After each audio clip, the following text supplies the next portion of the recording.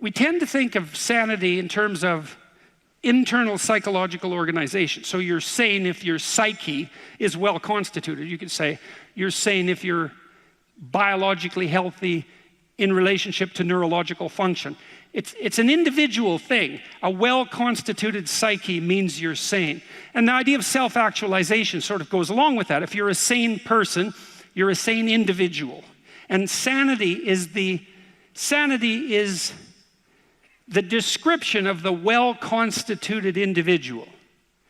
And so one of the corollaries of that might be that you could regard any social constraint on the flowering of your individuality as antithetical to your sanity.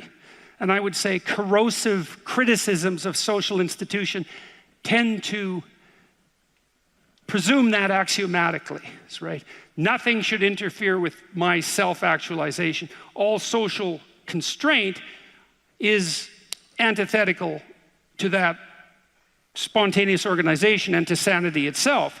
It's like, yeah, hold on a minute there, cowboy. I don't think you've got the notion of sanity right here. It's too atomistic, it's too individual. So let me ask you this. How sane are you going to be in a terrible marriage? And I don't care how well constituted you are individually.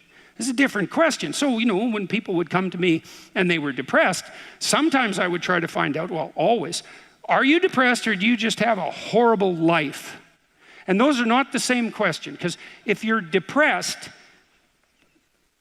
you have a life that in principle should work, but isn't. And so you come and say, look, I've got a lot of things going for me.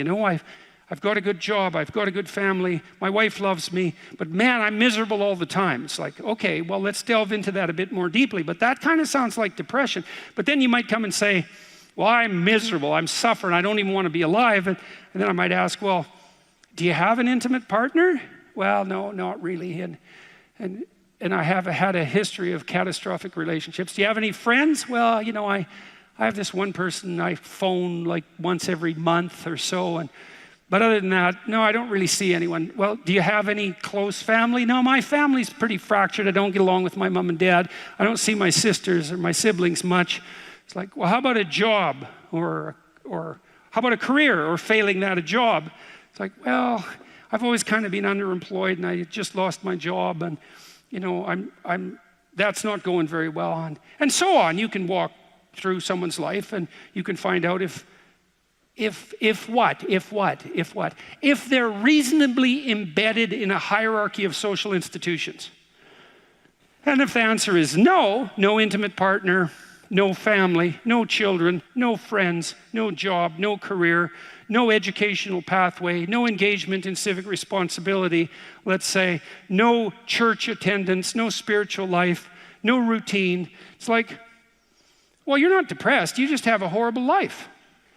Multidimensionally. Like, it's no wonder you're depressed. There's nothing in your life that is working.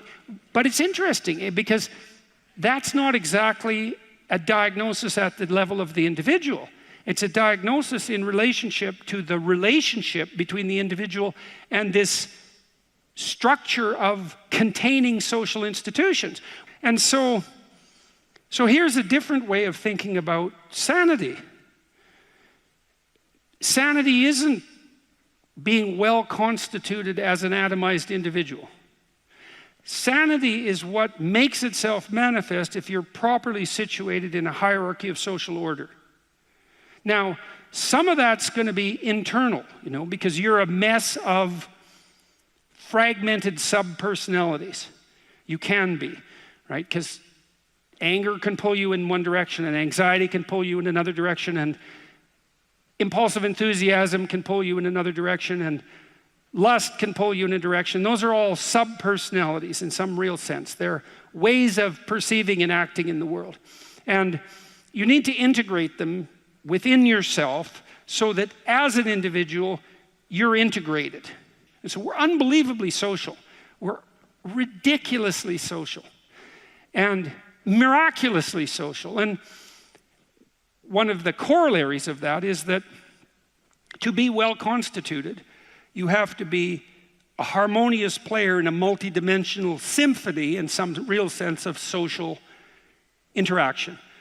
It's very hard to stay on the straight and narrow without a partner who doesn't share your blind spots, correcting you constantly. You know, now that's annoying. There's a tussling about it, right? There's a fractious and adversarial element to that, because if you're married, you don't see eye to eye, and thank God for that, because sometimes in your foolish insistence on being right, you're wrong, and wrong in a way that'll take you out. And so you better have a partner who doesn't think the same way you do. And fortunately, if you have a partner, you have a partner who doesn't think the same way you do. And so if you can get the dialogue flowing, then that's a mutually corrective mechanism.